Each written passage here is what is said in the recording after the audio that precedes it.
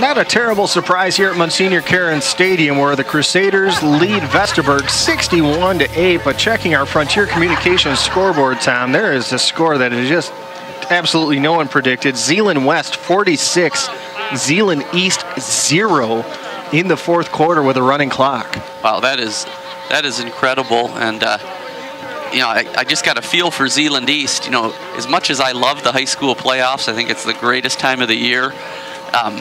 The one bad side is that it overshadows the regular season so much. I mean, Zeeland East had an unbelievable season, 9-0. They beat Muskegon in their final game to win the OK Black, but nobody's going to remember any of that after a first-round exit.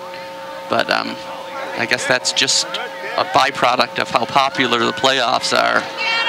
Comes the kickoff to the Wolverines. They will take that one up to the 30-yard line as Jason Mertens, a sophomore, carries that one up. Gain of about 10 yards on the return. And that's where the Wolverines will take over with 9 minutes left to go here in the fourth quarter. And the Crusaders leading 61-8 over Vesterberg. We mentioned earlier how much more playoff tradition MCC has than Vesterberg. We mentioned the 24 playoff appearances. There's been 11 berths in the state finals since 1980, including 8 state championships and 3 runners-up. So, I mean, that tradition here at MCC is as good as anywhere in the state. And really, we should have been runners-up last year against Mendon. Nobody even gave them a game after we went down to the final play of that contest, and if Jason Rebecki was able to make a miraculous catch, we would have forced overtime. But just kind of the nature of the way the playoffs unfold sometimes, as the Wolverines try and run off the right-hand side. No gain on the play. It'll bring up 2nd down and 10 from the 30 for Vesterberg. And what I was kind of noticing is that we've been in somewhat of a drought, if you can call it that, by Muskegon Catholic standards. We've only made the state finals twice in the last 10 years, in 2006 and 2008 state championships. So some teams would love to go twice in 10 years. We've only made it twice in the last 10 years. Christian Benavidez on a run, trying to do his best Harlem Globetrotters impression as he kind of juggled that one around a little bit. Managed to recover it, but falls down for a 3-yard loss back to the 27-yard line. We'll bring up 3rd down and 14 for the Wolverines. And Tom, I guess we can start talking about Fowler or Baldwin next week. Obviously, our preference would be Baldwin to win that game and be back here. Still researching a score back in the studios. We got our executive producer, Josh Geneva, on the job. But sometimes the Fowler-Baldwin scores are just a little hard to track down.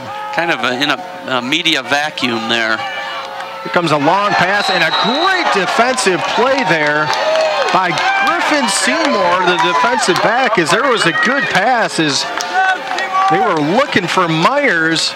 Rickman to Myers on a kind of a trick play there from Vesterberg, but Griffin Seymour not fooled by it, and he made a good defensive play. That'll bring up 4th down and 14. Yeah, Griffin Seymour is about 5'0", but I can tell you the kid is a very good athlete, very fast and very talented, and he's a good guy to have on our roster, that's for sure. His brother Connor was a teammate last year on MCC. He was the kicker and a very great weapon for MCC, a very good kicker, also an excellent baseball player. And the Wolverines will elect to punt this one. That is a big boot from the big man, Mason Darmody, and that's going to go all the way down to the 25-yard line. That is a 42-yard punt right there. Looked Zach Campbell-esque on the punt. Yes, it was. That was his first real good punt of the evening. You know, we mentioned that it will likely be Fowler that MCC will be playing next week. I heard they are the real deal, and they have one of the proudest playoff traditions in the state. They're actually 3rd on the list in the entire state in total playoff appearances. It goes Beale City with 30, followed by Farmington Hills Harrison, 2nd. And 3rd on the list for total playoff appearances is Fowler, which is in the playoffs this year for the 28th time. So, like you said, we haven't got a score from that game, but we're expecting Fowler to win that game, and they have more playoff points than we do. and then we would be going on the road. And that'll be a trip there basically on the other side of Grand Rapids, about equal distance as we are from Grand Rapids. So if you're planning on the car ride over there next week, probably about an hour and a half, 2 hours, somewhere in that neighborhood. Yeah, not a bad trip though. Quick update from Grand Rapids Christian, where Grand Rapids Christian has firmly taken control of the contest. They lead 38-6 with 1:24 seconds left in the third quarter of that contest. So Fruitport gave them a run for their money early, but Grand Rapids Christian showing why they're one of the best teams in the entire state. Chase Clariter in at quarterback for MCC. A whole bunch of new running backs in. Coming off the left-hand side is one of the Woodward brothers. That is Dominic on that carry. He's going to get about 3 or 4 yards on first down. Just a final word on Fowler. I'm sure we'll be talking about them quite a bit next week. But they finished the regular season 8-1. They lost their opener to, of all teams, Mendon, 27-7. And then they reeled off 8 straight wins. In fact, most of those 8 wins were lopsided wins. So that was actually one of Mendon's closest games, 27-7 over Fowler. So we will be playing a strong football team, and I'm sure it'll be a much more competitive game than we're seeing here tonight. Second down run went to Anthony Woodard for no gain. That'll bring up 3rd down and 7. I will say this, though. If that's the case and those scores are that lopsided, the last 2 weeks has to be so beneficial for this Crusader team to play in 2 close games, even though you lost one, just to get the feeling of playing in a close game, gutting one out, and last week coming from behind against Traverse City St. Francis. Good stuff. As here's a pitch to Griffin Seymour, and he's going to get tackled after a gain of about 4 yards. That's going to bring up 4th down, 2 yards to go for MCC. And they're at the 34-yard line. Looks like they're going to go for it. Yeah, I think that's always an advantage for the Crusaders, is those tough games, you know, that test us, that expose our weaknesses, which is a good thing. It gives you something to work on. You know, a blowout win really doesn't do you much good. And you can get away with a lot of bad habits blowout win that you can't against a quality opponent.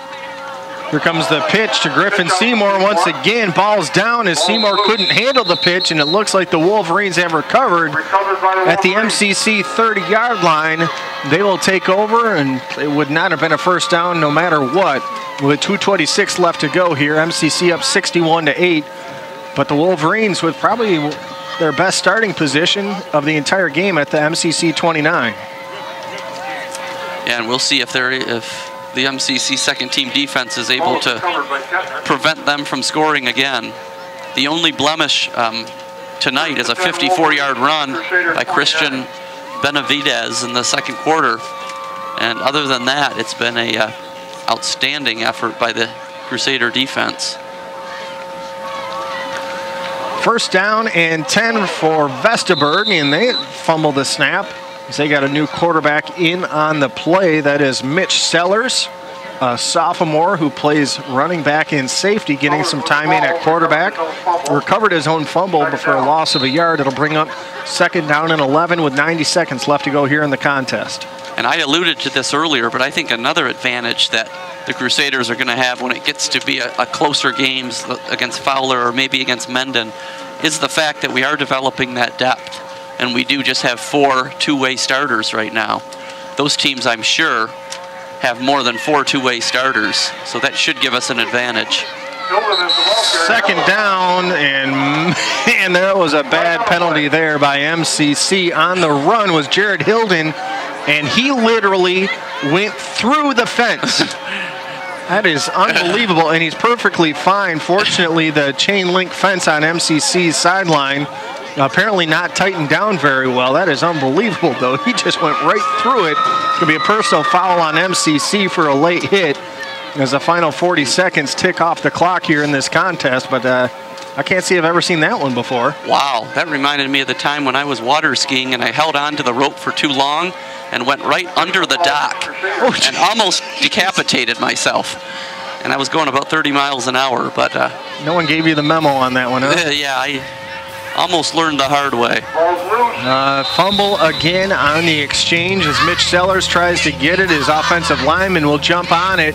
And we'll see if the Wolverines can get another play off with 10 seconds left. It looks like they are content to be done with this contest, and the Crusaders will happily move on to the second round of the playoffs for the second straight year.